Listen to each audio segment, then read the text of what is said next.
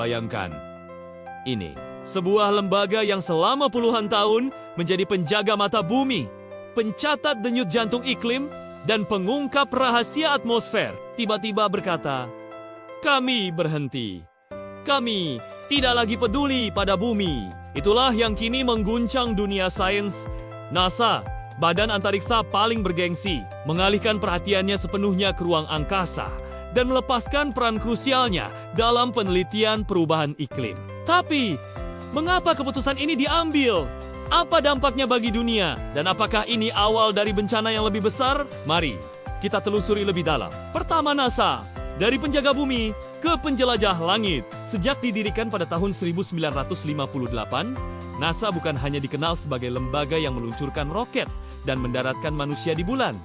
Sejak era 1960-an, NASA juga menjadi mata global yang merekam kondisi planet kita. Satelit Torando 1 diluncurkan tahun 1972, memberi manusia gambaran pertama bagaimana bumi berubah dari tahun ke tahun. Dari deforestasi Amazon, mencairnya gletser, hingga pertumbuhan kota-kota besar, semua terlihat dari angkasa. Eksperimen atmosfer seperti Nimbus dan Aura membantu memetakan lapisan ozon dan polusi udara. Hingga kini, data satelit NASA menjadi tulang punggung laporan iklim dunia, termasuk bagi IPCC Intergovernmental Panel on Climate Change. Artinya, NASA bukan sekadar lembaga antariksa. Ia adalah arsip hidup planet ini. Tanpa NASA, kita akan buta terhadap banyak perubahan yang terjadi di bumi. Kedua, Trump Effect. Politik yang membelah sains. Keputusan terbaru ini bukan muncul tiba-tiba. Ia adalah puncak dari kebijakan anti-sains yang mulai terlihat sejak masa pemerintahan Donald Trump. Trump sejak awal menolak konsep perubahan iklim yang disebabkan manusia. Ia menyebut pemanasan global hanyalah tipuan besar hoax. Pada 2017, menarik diri dari Perjanjian Paris, sebuah kesepakatan global untuk membatasi pemanasan di bawah 2 derajat Celcius. Anggaran penelitian iklim NASA mulai dipangkas, terutama pada divisi Earth Science. Kini, pada 2025, keputusan yang lebih drastis diumumkan. NASA secara resmi meninggalkan studi iklim. Pelaksana tugas Administrator NASA, Sean Duffy, menegaskan bahwa lembaga ini akan kembali pada akar eksplorasi antariksa. Dengan kata lain, pengetahuan tentang bumi bukan lagi prioritas. Ketiga, satelit yang dihentikan. Mata bumi yang buta. Dampak paling nyata dari keputusan ini adalah pada 2 satelit kunci. Ocho Orbiting Carbon Observatory 2. Diluncurkan 2014, satelit ini mampu mengukur konsentrasi karbon dioksida secara akurat di seluruh dunia. Ia memberikan data independen yang sangat penting bagi pemantauan emisi gas rumah kaca. OC dipasang di Stasiun Luar Angkasa Internasional IS-3, melengkapi Ocho 2 dengan pengukuran lebih rinci, khususnya di wilayah perkotaan. Keduanya adalah instrumen vital. Namun, perintah terbaru menyatakan operasionalnya dihentikan. Padahal, OCO2 masih memiliki bahan bakar hingga 2040. Dengan hilangnya kedua satelit ini, dunia kehilangan alat ukur penting yang bebas dari bias politik. Keempat, dunia kehilangan pusat data iklim.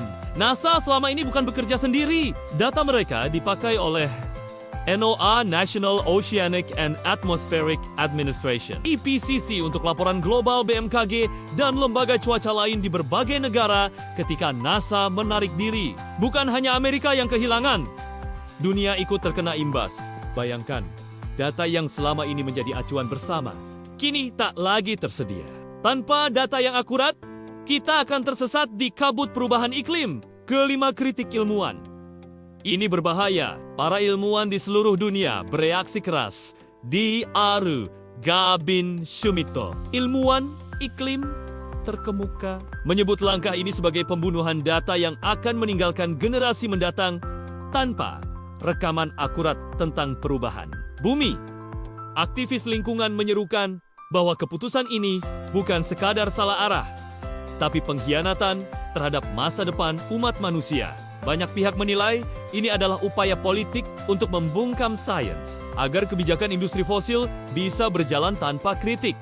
Keenam, mengapa eksplorasi antariksa menggantikan iklim? NASA berdalih bahwa fokus baru adalah eksplorasi luar angkasa. Program besar yang dicanangkan antara lain kembali mendaratkan manusia ke bulan, mengirim misi berawak ke Mars, menyusun koloni luar angkasa di jangka panjang. Tentu, semua itu terdengar menakjubkan. Namun kritiknya jelas.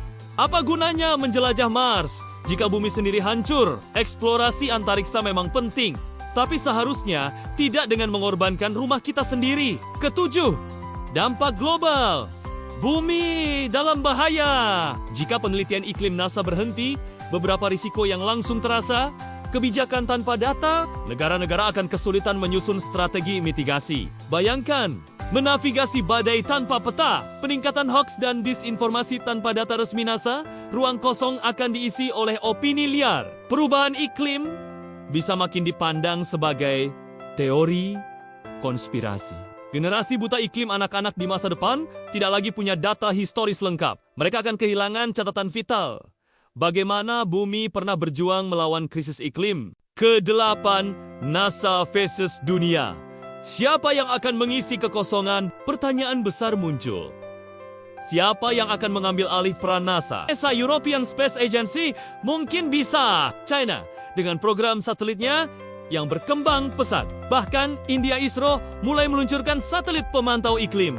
Namun, data NASA memiliki keunggulan unik.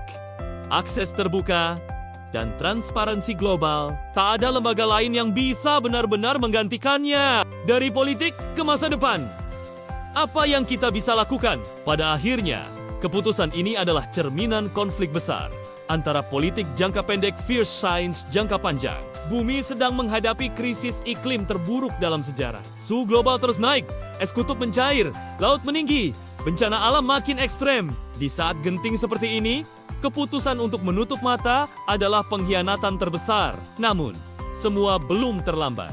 Tekanan publik, dukungan global, dan kesadaran masyarakat bisa memaksa perubahan arah.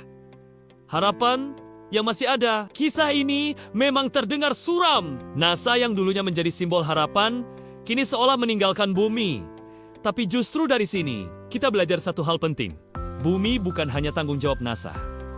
Bumi adalah rumah kita semua. Jika satu lembaga berhenti peduli, maka giliran kita untuk bangkit. Jika NASA saja sudah menyerah, siapa lagi yang akan menjaga bumi?